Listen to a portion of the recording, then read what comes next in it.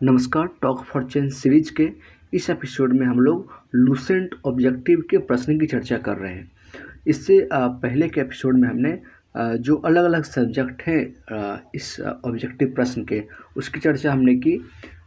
इस एपिसोड में हम लोग हिस्ट्री की चर्चा कर रहे हैं और हिस्ट्री में जो टॉपिक हमारा है आज का वह है वैदिक कल्चर, यानी कि जो हमारी वैदिक संस्कृति एंशिएंट इंडिया में थी उसके जितने भी महत्वपूर्ण प्रश्न हैं इसकी चर्चा हम लोग कर रहे हैं।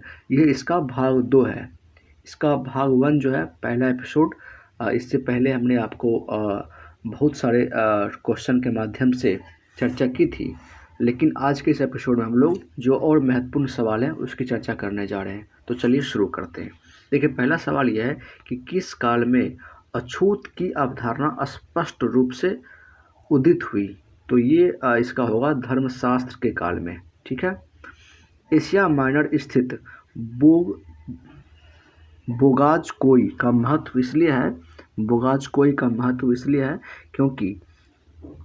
क्योंकि वहाँ जो अभिलेख प्राप्त हुए हैं उनमें 4 वैदिक देवताओं इंद्र, वरुण, मित्र के बाद हैं ना सत्य का उल्लेख मिलता है। ये इसके कारण है। नेक्स्ट क्वेश्चन है, गायत्री मंत्र यानी कि देवी सवृत्ति को संबोधित किस पुस्तक में मिलता है? ऋग्वेद में। न्याय दर्शन को प्रचारित किया था किसने? गौतम ने। बहुत इंपॉर्टेंट क्वेश्चन है। प्राचीन भारत में निष्क से जाने जाते हैं कौन? स्वर्ण आभूषण को हम लोग निष्क कहते हैं। ठीक है। योग दर्शन के प्रतिपादक कौन है? पतंजलि। उपनिषद पुस्तकें हैं दर्शन पर। यह भी इंपॉर्टेंट क्वेश्चन है। नेक्स्ट है कि आपको मैच करना है सूची 1 का सूची 2 से। देखिए, ऋग्वेद का संबंध किससे है? ऋग्वेद में क्या क्या है? ऋग्वेद में है श्रोता एवं प्रार्थनाएं। ठीक है, ये होगा। दूसरा है कि यजुर्वेद, वो यजुर्वेद में स्रोत एवं कर्मकांड है। तीसरा है सामवेद, तो सामवेद में क्या होगा? सामवेद में आप सभी जानते हैं संगीत एवं स्रोत के बारे में चर्चा संगीत में है। और लास्ट में बचता है अथर्ववेद। अथर्ववेद में क्या है? तंत्र मंत्र एवं वशीकरण। तो ये इसका आंसर था। नेक्स्ट क्वेश्चन ये कहता है कि आरंभिक वैदिक साहित्य में सर्वाधिक वर्णित नदी कौन सी है? ये सिंधु नदी है, सरस्वती नहीं है। ध्यान रखना है, आरंभिक वैदिक साहित्य की बात कर रहा है तो इसमें सिंधु नदी होगा। नेक्स्ट क्वेश्चन ये कहता है कि अध्यात्म ज्ञान के विषय में नचिकेता और यम का संवाद किस उपनिषद में प्राप्त होता है? तो यह कठोपनिषद में। ये बहुत ही इंपॉर्टेंट क्वेश्चन है। अध्यात्म ज्ञान के बारे में है, आत्मज्ञान नहीं, अध्यात्म ज्ञान। ठीक है। नेक्स्ट क्वेश्चन है, वैदिक नदी कुभा जो काबुल ब्रैकेट में है का स्थान कहाँ निर्धारित होना चाहिए? ये अफगानिस्तान में, आप सभी को पता है। कपिल मुनि द्वारा प्रतिपादित दार्शनिक प्रणाली का क्या नाम है? सांख्य दर्शन। किसने इसको प्रतिपादित किया? कपिल मुनि ने। भारत के किस स्थल की खुदाई से लौह धातु के प्रचलन के प्राचीनतम प्रमाण मिले हैं? यह अतरंजी खेड़ा से। यहाँ से लौह धातु के प्रचलन के प्राचीनतम प्रमाण मिले हैं अतरंजी खेड़ा से। नेक्स्ट क्वेश्चन हम देखते हैं कि निम्नलिखित में से किसका संकलन ऋग्वेद पर आधारित है? यह है सामवेद का। सामवेद का संकलन किस पर आधारित है? ऋग्वेद पर। निम्नलिखित में से कौन प्रस्थान यत्री में शामिल नहीं है? यह है भागवत इस पे नहीं है। कर्म का सिद्धांत संबंधित है मीमांसा से। कर्म का सिद्धांत किससे संबंधित है? मीमांसा से। अब मैच करना है अथर्ववेद का। अथर्ववेद का संबंध किससे है? औषधियों से संबंधित है। ठीक है। दूसरा है ऋग्वेद का संबंध है, आप सभी को पता है, ईश्वर महिमा से है। यजुर्वेद का संबंध है बलिदान विधि से है। उसके बाद सामवेद का संबंध संगीत से है। ठीक है। आगे बढ़ते हैं। आगे देखते हैं, चरक संहिता नामक पुस्तक किस विषय से संबंधित है? ये चिकित्सा से संबंधित है। यज्ञ संबंधी विधि विधानों का पता चलता है किससे? यजुर्वेद से। यज्ञ संबंधी।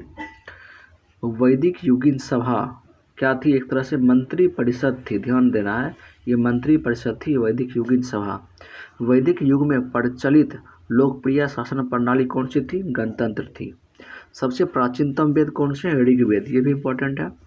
निम्नलिखित में से भारतीय दर्शन की आरंभिक विचारधारा क्या है? सांख्य है। ये बहुत इंपॉर्टेंट है। भारतीय दर्शन की जो आरंभिक विचारधारा है वो सांख्य है। सांख्य, योग, न्याय, वैशेषिक, मीमांसा एवं वेदांत, इन 6 भिन्न भारतीय दर्शनों के स्पष्ट रूप से अभिव्यक्ति हुई है कहाँ पे? वैदिक युग में। निम्नलिखित में वह दस्तकारी कौन सी है जो आर्यों द्वारा व्यवहार में नहीं लाई गई थी? तो ये लुहार है, यानी कि लोहारीगिरी यह नहीं लाई गई थी। आभूषण था, मृदभांड पॉटरी था, बढ़ईगिरी था, लेकिन लुहार यानी कि लोहारगिरी नहीं था। ये ध्यान देना है, ये नहीं होगा। ठीक है, नेक्स्ट क्वेश्चन है, आपको मैच करना है उपवेद और संबंधित वेद से। इसका मैच आयुर्वेद का है ऋग्वेद, धनुर्वेद का यजुर्वेद, गंधर्व वेद का सामवेद और शिल्प वेद का यानी अर्थशास्त्र का अथर्ववेद।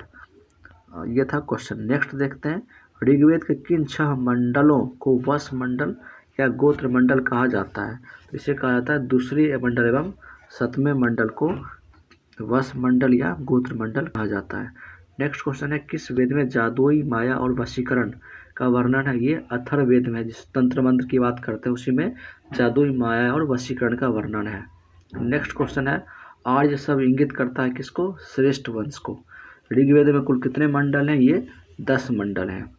आर्य भारत में संभवतः आए थे कहाँ से? मध्य एशिया से। ये भी क्वेश्चन बहुत ही विवादित होता है, बट एक सर्व मान्यता प्राप्त जो बातें हैं वो मध्य एशिया ही है। कौन सा वेद अंशतः गद्य रूप में रचित है? यजुर्वेद है, गद्य रूप में रचित है। सभा और समिति प्रजापति की 2 पुत्रियां थी का उल्लेख मिलता है अथर्ववेद में। ऋग्वेद युग की प्राचीनतम संस्था कौन सी थी? विदत। विदत प्राचीनतम संस्था थी। ब्राह्मण ग्रंथों में सर्वाधिक प्राचीन कौन सा है? शतपथ ब्राह्मण। गोत्र व्यवस्था प्रचलन में कब आई? ये उत्तर वैदिक काल में आई, यानी कि जब पूर्व वैदिक काल था उस समय ये व्यवस्था प्रचलित में नहीं थी, लेकिन जब उत्तर वैदिक काल आया तो इस समय ये गोत्र व्यवस्था प्रचलित में आई। अनुलोम विवाह का अर्थ क्या है? इसका अर्थ है कि उच्च वर्ण पुरुष का निम्न वर्ण की नारी के साथ विवाह, यानी कि अगर कोई राजपूत है, अगर वो SC कैटेगरी से शादी कर लेता है तो इसे अनुलोम विवाह कहा जाता है, यानी कि उच्च वर्ण के पुरुष का निम्न वर्ण के नारी के साथ विवाह। समाज की जो अपनी एक जाति व्यवस्था बनी हुई है इसके अनुसार से अनुलोम विवाह का कॉन्सेप्ट आया है। प्रतिलोम विवाह कब होगा? जब इसका ठीक उल्टा होगा, यानी कि जब उच्च वर्ण की नारी, यानी कोई अगर राजपूत है, क्षत्रिय है और वो किसी छोटे जाति, सो कॉल्ड छोटे जाति, मैं ऐसा नहीं मानता बट जो दम में बातें कही गई उसके बारे में बता रहा हूँ, वो किसी निम्न वर्ण के पुरुष के साथ विवाह कर लेती थी तो इसे प्रतिलोम विवाह माना जाता था। वैदिक युग में यव कहा जाता था, ये कहा जाता था जौ को। व्रीहि शब्द किसके लिए प्रयुक्त हुआ? ये चावल के लिए हुआ व्रीहि शब्द। अथर्व का अर्थ है पवित्र जादू। ये सम्मिलित करने के लिए आपको फिर से दिया गया है। शिक्षा का ध्वनि शास्त्र से है संबंध, कल्प सूत्र का कर्मकांड से संबंध है, निरुक्त का शब्द व्युत्पत्ति शास्त्र यानी भाषा शास्त्र से संबंध है, उसका छंद का छंद शास्त्र से संबंध है। नेक्स्ट क्वेश्चन देखते हैं कि प्राचीनतम व्याकरण अष्टाध्यायी के रचनाकार कौन है? पाणिनि। निम्न में से कौन सी स्मृति प्राचीनतम है? मनुस्मृति। ठीक है। आदि काव्य की संज्ञा किसे दी जाती है? रामायण को आदि काव्य। ठीक है। प्राचीनतम पुराण कौन से है? मत्स्य पुराण। ऋग्वेद में सबसे पवित्र नदी किसे माना जाता है? सरस्वती को। ये ध्यान रखना है, प्राचीनतम पुराण मत्स्य पुराण है और सबसे पवित्र नदी मानी जाती है सरस्वती को।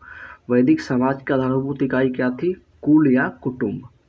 ऋग्वैदिक काल के उस सबसे प्रधान देवता की पहचान करें जिसकी स्तुति में 250 सूक्तों की रचना की गई थी, ये इंद्र थे।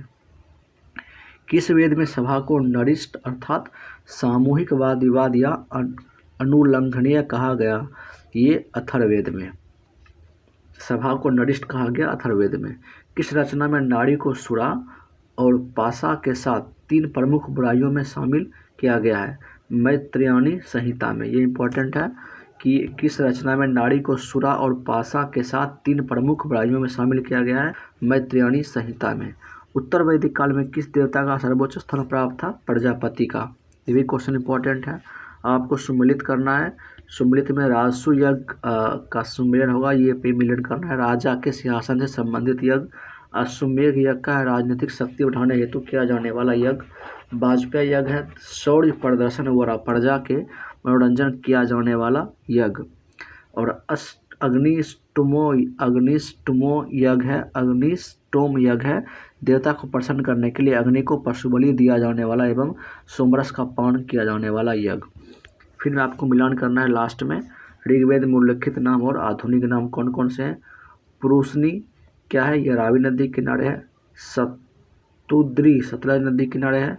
अस्कनी चिनाब नदी के किनारे है। बिपाशा ब्यास नदी के किनारे है। ये सारे आपको नाम याद रखने हैं, ये इम्पोर्टेंट है। आपको कैसे भी इसको याद रखना पड़ेगा। पुरुषनी रो है, पुरुषनी में रावी। सतुद्री इसमें सौ है, ये सतलज हो गया। इसमें पुरुषनी में रो को रावी मानेंगे। अस्कनी में अस्कनी यानी कि कनी, चिनाब। बिपाशा इसमें सौ है तो बिपाशा में ये हो जाएगा व्यास हो जाएगा, अंतिम अस्कनी बचेगा तो ये चिनाब हो जाएगा। ठीक है, तो ये ध्यान रखना है। नेक्स्ट है संस्कारों की कुल संख्या कितनी है? संस्कार की कुल संख्या 16 है।